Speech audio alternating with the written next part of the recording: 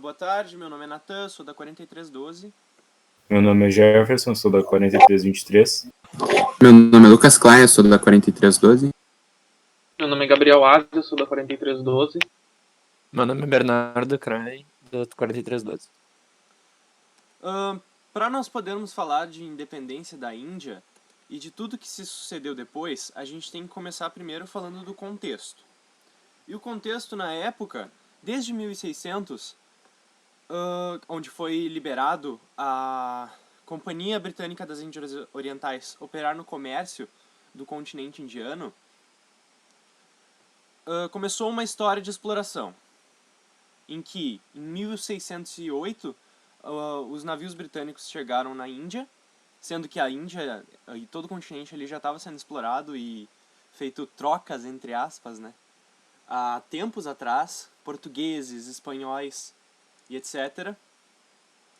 Tanto com o que aconteceu depois, que com a presença britânica aconteceram vários conflitos, como por exemplo a queda do Império Mogol, que no seu auge foi um dos impérios maiores do mundo, foi o império que tinha mais concentração de riqueza do mundo. E foi decisivo a Batalha de Plassey, que ela deu as regiões da Bengala para a Companhia Britânica, o que propiciou o monopólio dos produtos britânicos e também a cobrança de impostos. Isso foi crucial, por quê? Porque deu um espaço para o Império Britânico, para a Companhia Britânica crescer um exército, que em seu ápice chegou a ser maior do que a própria Inglaterra. Ou seja, eles tinham mais tropas na Índia do que no seu próprio país. E uma coisa que é importante atentar, que não é muita gente que fala sobre, mas foi o número de pessoas que morreram por por não compactuar com o que estava acontecendo, não se deixar explorar. De 1769 até 1773, morreram mais de 10 milhões de pessoas da região da Bengala. Outra coisa bem importante, assim, que não é muita gente que fala, mas é que morreram mais de 40 milhões de pessoas. Só na Segunda Guerra Mundial morreram mais gente do que no Holocausto. Morreram 7 milhões de indianos. Isso é 1,9 milhões de pessoas a mais do que o próprio Holocausto judeu. A companhia, ela deixou de ser os territórios dessa companhia passaram a ser da coroa britânica a partir de 1857, depois deles exercerem um controle por fantoches de mais de 100 anos, mas o controle passou realmente para o Império Britânico em 1857, numa revolta que o Gabriel Asa vai explicar melhor. Aqui a gente vê a região da Bengala. Nesse último slide aqui, isso aqui é o Império Mogol, antes da guerra e o seu declínio. Ali a gente pode ver que o apogeu dele foi em 1687. Aqui é em 1937, quando a região da Bengala já era parte da coroa britânica. Isso aqui é quando era a Companhia Britânica das Índias Orientais, que ali a gente pode ver o Plassey, e daí a gente tem a Confederação Maratá, mas isso aí é outra história que a gente decidiu não se aprofundar aqui.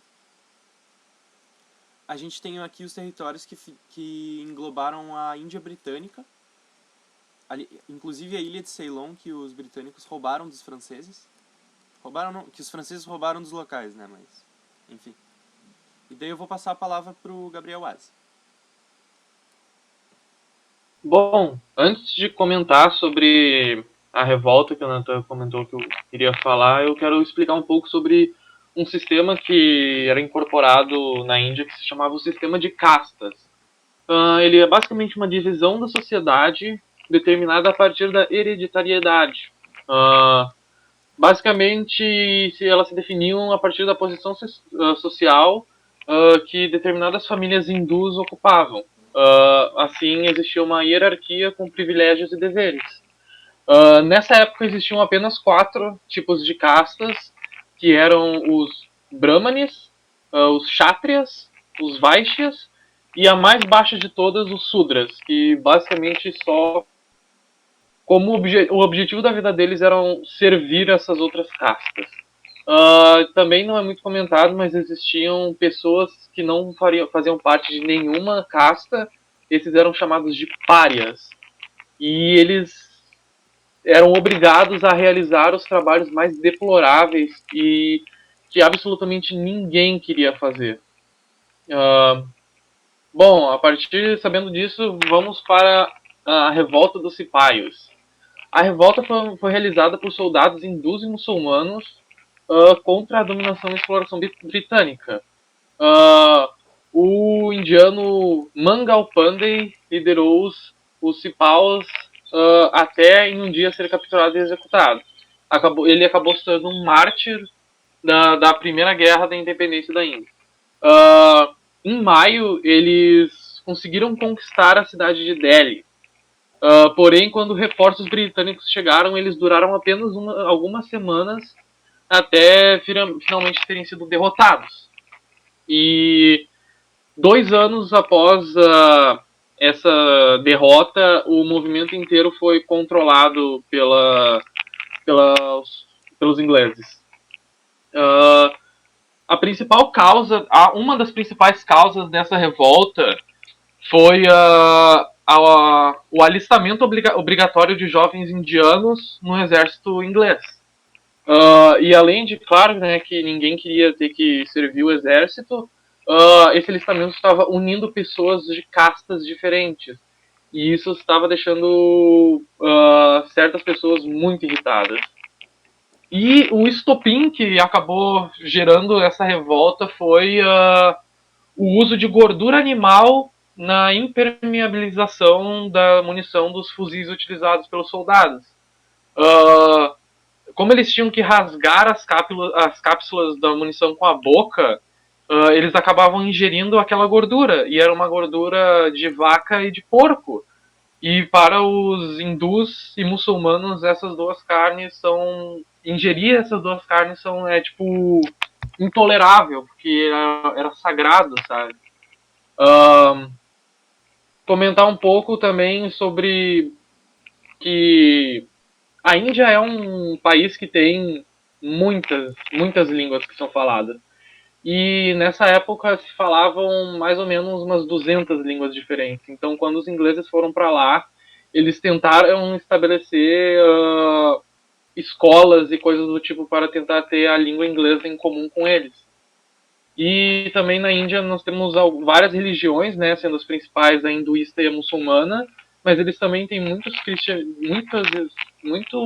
presença da religião do cristianismo, do budismo, do jainismo e do sikhismo.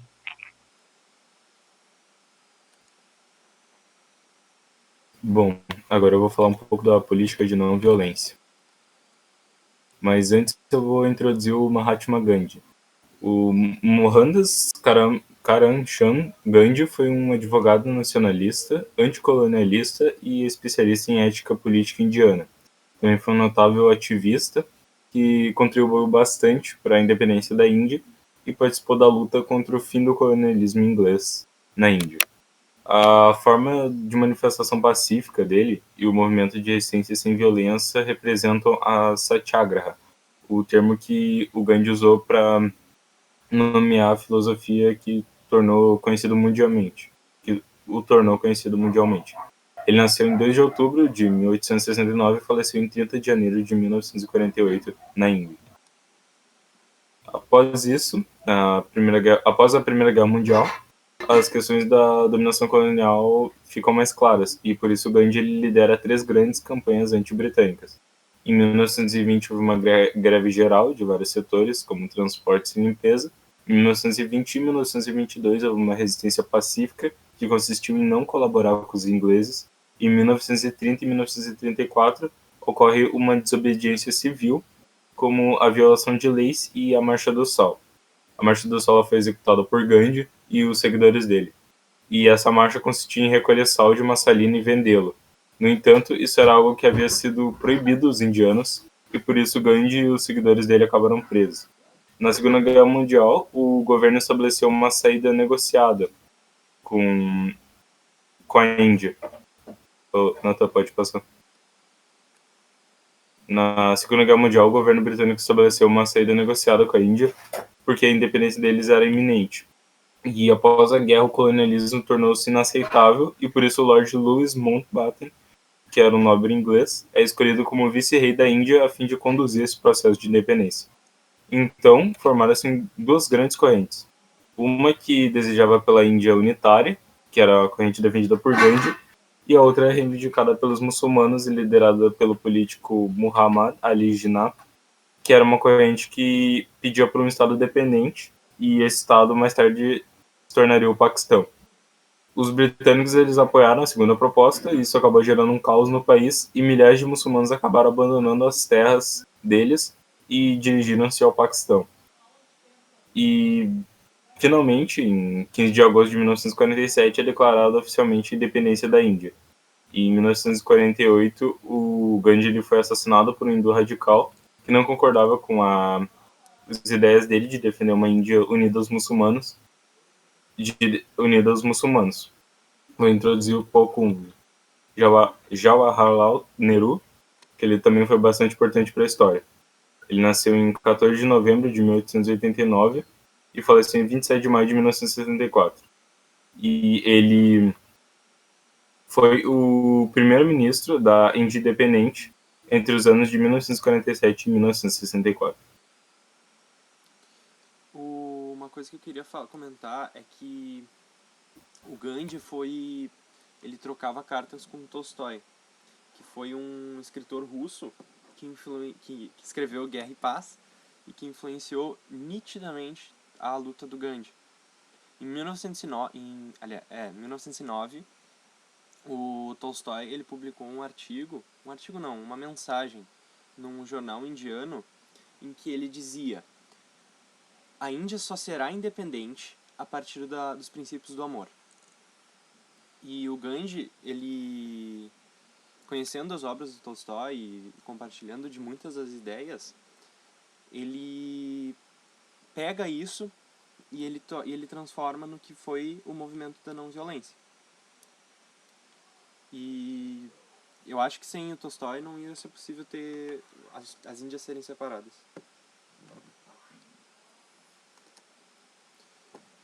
Essa frase foi dita no dia 15 de agosto de 1947, no discurso de posse do Nehru.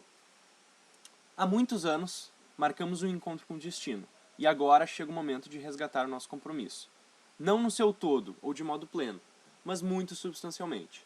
Ao toque da meia-noite, quando o mundo dorme, a Índia despertará para a vida e para a liberdade. Chega um momento que ocorre muito raramente na história, quando saímos do velho para o novo, quando uma idade termina e quando a alma de uma nação longamente reprimida acha finalmente sua expressão. Esse discurso não foi só notável por ele movimentar as pessoas e trazer um sentimento de acolhimento, mas também porque ele denota essa mudança do tempo. Num dia, a Índia era parte do Império Britânico, mas no outro dia, a Índia virou uma coisa sozinha. E isso foi de extrema importância, e a moral que isso levantou é inimaginavelmente grande.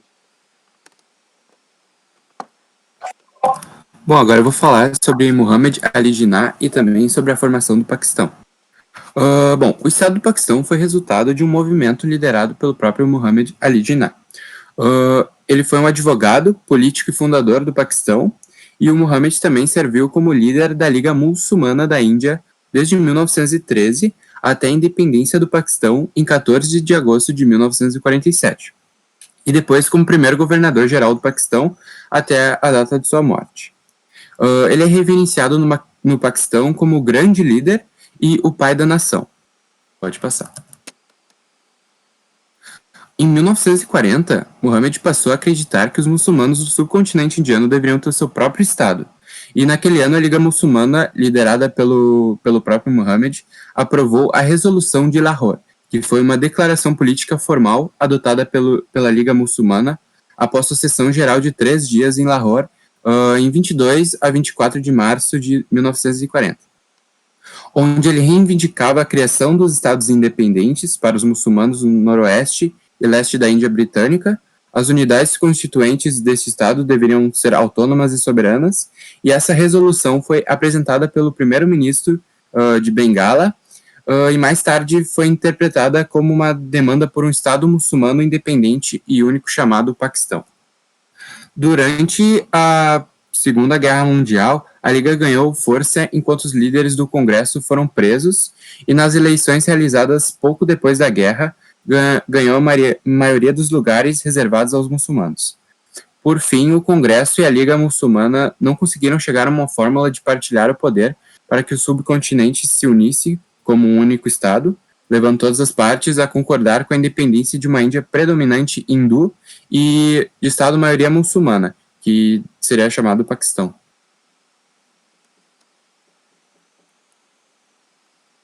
Bom, eu vou falar sobre a formação de Bangladesh, mas Bangladesh é um país que é teoricamente recente. Então, para começar a falar, a gente tem que falar sobre a divisão de Paquistão Oriental e Paquistão Ocidental, que foi por causa da migração muçulmana a partir da formação do Paquistão. E quando isso aconteceu, eles foram tanto para Nordeste quanto para Noroeste, fazendo com que a população se dividisse na metade, como vocês podem ver, ter dois Paquistões, um distante do outro, mesmo sendo a mesma nação, que acabou criando uma coisa bem estranha, assim, com o passar do tempo. Mas os problemas que a nação enfrentou começaram logo do início dela. Foi algo completamente desordenado, porque o Paquistão Ocidental julgava a cultura do Paquistão Oriental como sendo uma cultura extremamente inferior. Era como se fosse até um bullying, pode-se dizer. E com isso, na decisão de idioma oficial, as pessoas da elite de Paquistão Ocidental votavam em Urdu para ser a língua mãe, a língua que apenas 3% da população da parte leste falava, enquanto 56% da população falava Bengali.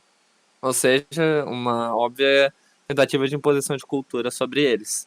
E devido de outros muitos ocorridos e brigas políticas que tiveram dentro do país, Bengali começou a montar uma resistência, fazendo diversos projetos para aumentar a autonomia do país e criando assim rebeliões e fazendo protestos para transformar aquele lado um pouco mais liberal e fazer com que o Bengali pudesse se tornar uma potência. Pera, por favor, pode passar aí. Então, o lado ocidental acabou não gostando muito disso e eles acabaram tentando adotar uma política bem violenta para poder mostrar a imposição do lado ocidental sobre o oriental, criando a Operação Searchlight, no início de 1971. A operação ela era embasada em demonstrar o domínio dessa potência para criar esse nacionalismo. E eram ataques coordenados muito fortes sobre Bengala. Era como se toda aquela região ali estava sendo atacada constantemente. Eles levavam tanque, lança-chamas e abatiam na resistência, bombardeavam os protestos. Foi bem violento, foi um massacre bem pesado. E depois de um certo nível de violência, essa pessoa que está aí do lado é o Sheikh Mujibur Rahman. Ele foi capturado, ele era o líder desses protestos, ele era o líder dessa resistência.